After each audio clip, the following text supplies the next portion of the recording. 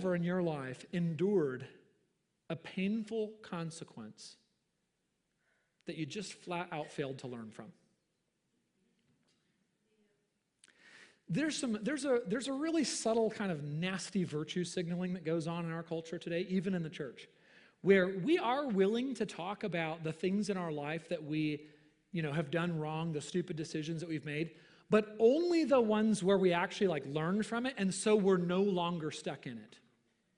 We only like to confess our past tense sins. So routinely, human beings actually do. This is exactly what Solomon is lamenting.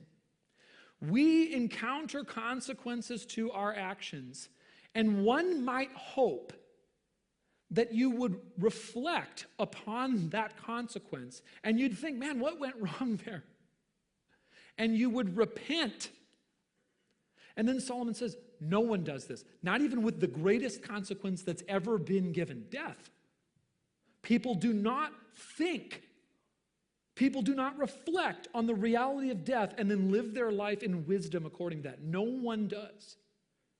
And so the quandary of the human heart is stated here in two terms. He says the heart of the children of man is, number one, full of evil, and number two, full of madness, is how the ESV puts it. But really it's folly, blindness.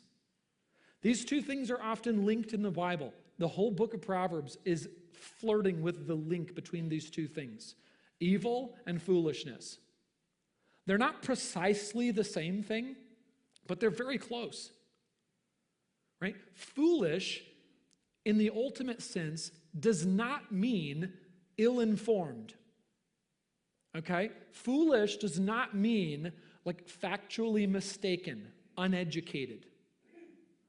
Rather, the ultimate form that foolishness takes when it becomes evil is a willful ignorance of what is wise and right and good and true. And again, Solomon looks around at humankind and notices that humans have a remarkable capacity for self-deception. Humans have an incredible capacity to be confronted with truth and still live in ignorance and foolishness.